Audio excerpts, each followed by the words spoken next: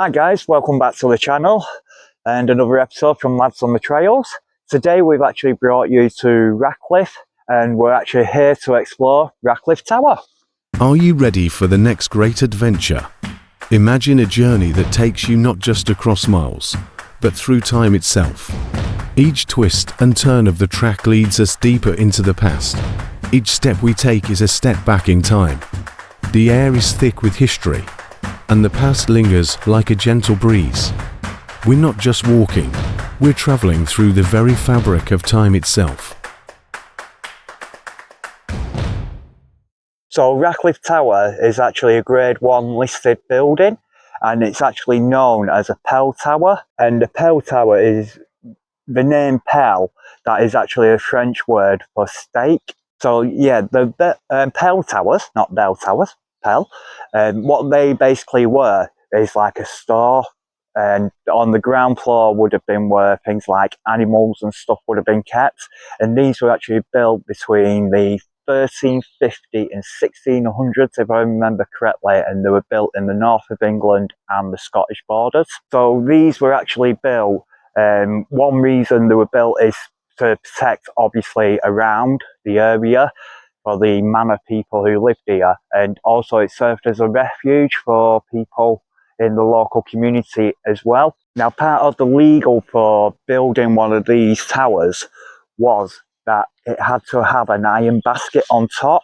So on top of the structure would have been a iron basket. What that was actually for, that was to warn when people were coming to attack, and basically they'd set off smoke signals, so then the local community and people around would actually know that there was an invasion or potential invasion ready to happen. So these towers, they were normally square or oblong, and they would have been about 10 feet thick, so the thickness of the walls and stuff, and they would have been 3 stories high. So the ground floor, which would have been this floor here, this would have been used for storage and animals. Then you've got the next floor, which would have been the kitchen and the hall. And then on the very top would have actually been the living and sleeping quarters. The earliest records of the fortified Pele Tower was in 1358, if I remember correctly. And it's probably this one which remains today. The tower is actually built on confiscated Saxon manor land, and it was given to someone called, I'm going to try and pronounce his name the best I can, but I will put it underneath, Nicholas FitzGilbert de Tabois. I think that's correct how you say it. And basically he took the name de Radcliffe, and his descendants lived there for years. So as well as building the tower, what they also did was they actually built a house with a church connected to it. Now the actual house part, the manor house, would have butted right up against the building here. And obviously with the tower, what they also had was all round views. So it was actually naturally protected from 3 sides via the River Irwell. So as I say, you know, it would have had a hall attached to this.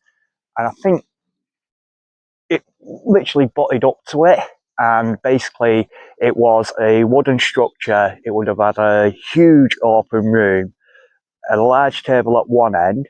At the other end would have been a buttery, a pantry and a kitchen, and that would have been blocked off by a removable screen. Now, one of Nicholas's descendants, James de Radcliffe, he was actually given permission by King Henry IV to fortify the home further, as James actually battled in the Battle of Shrewsbury, if I remember correctly, and that was probably his reward. Obviously helping the king fight for the country and Shrewsbury and stuff like that. And in 1517, the manor passed to distant family members, Robert Radcliffe, Lord Fitzwalker, or Water, it's one of the names, something like that it is, and he was the Earl of Sussex. His descendants then sold the house in 1561, and that was to, I think they were called the Ashtons family, who lived at Middleton Hall, which is over in Rochdale if I remember correctly. And Yeah, they never actually lived here then. They actually rented it out to farmers in the local area, obviously to keep the upkeep for it and stuff like that. So in 1765, the Earl of Walton, or Wilton, from Heaton Hall, took ownership, and it remained with his family until the 1950s. Again, it was leased and not occupied by the family. But then again, why would you move from Heaton Hall to here? And you've got a nice big manor house down there. And then in 1988, I think it were, Bury Council took ownership of it. And an archaeological dig actually was done here. I think that was in the late 90s.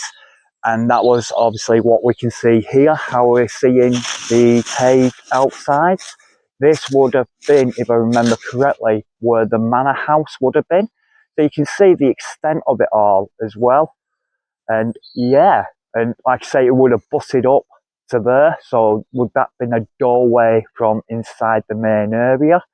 Because if you look around on the side around here, you've got the big open area like that. And then this is really interesting to show you as well. I'm going to try my best to get up as I can with it. But I don't know whether you can see that on the camera, but you've got steps there as well, which obviously would have gone up to the middle floor, as I would call it. And then there would have been another floor above that as well. So yeah, like I say, let's see if I can actually just try and get you something for inside here. I'll try my best anyway. Ah, there we go. Get that. As you can see, just above where that is there, I reckon that's where the other floor was. And then obviously there would have been another floor further up there.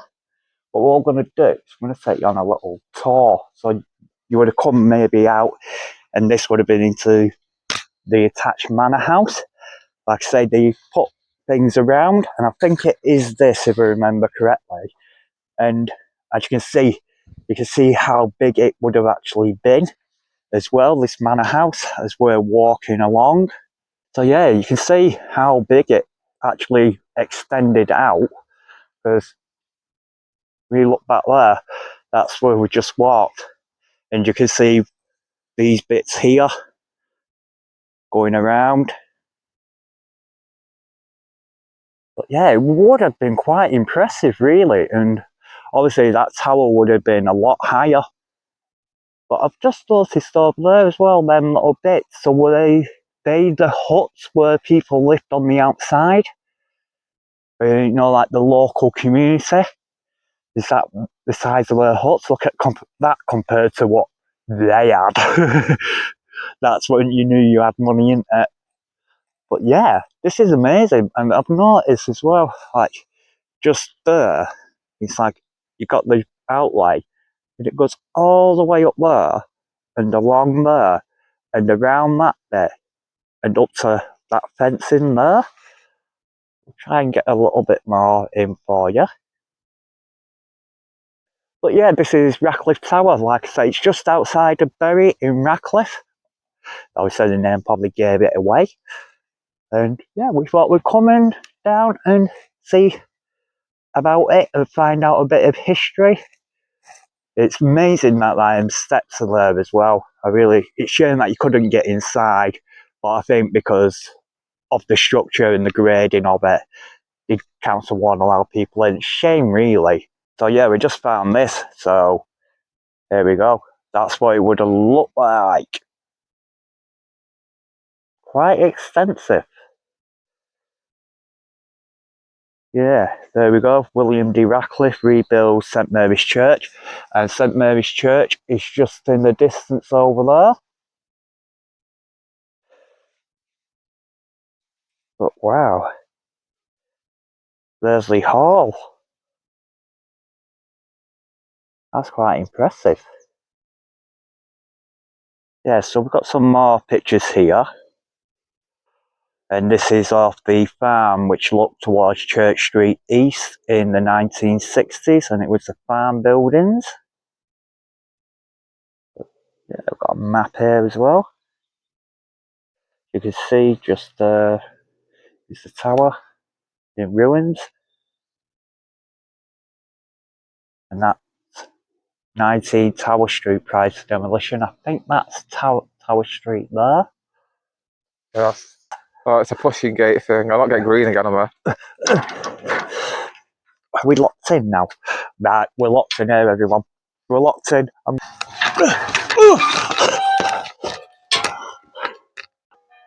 They didn't want us out of there.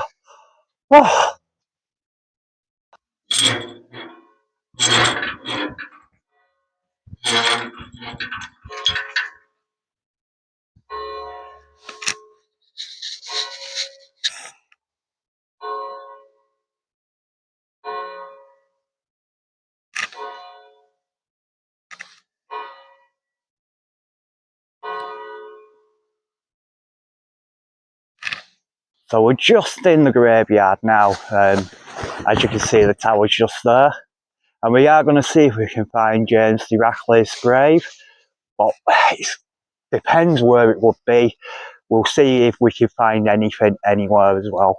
Welcome to Spooky Corner. I'm going to give you some facts, some rumours about Radcliffe Tower, what people have heard and seen, and see what you think about it yourselves.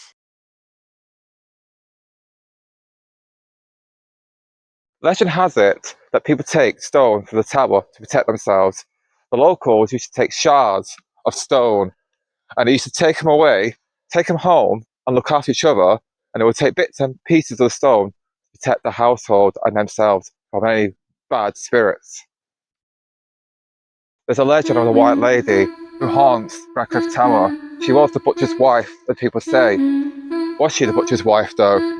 Because she was locked up in the walls, buried alive in the tower. At night you'll hear the eerie screams of her and the echoes of the White Lady. There's also another legend of a black dog that haunts the grounds of Radcliffe Tower. Was the dog part of the White Lady? Does it belong to the White Lady? But you hear the dog at night howling at night. Rumour has it as well, the dog's only ever seen by two people, not by itself. No one's ever seen the black dog on their own. Was the black dog part of the White Lady? Was she the owner of the black dog? I mean, have you seen the black dog around Radcliffe Tower?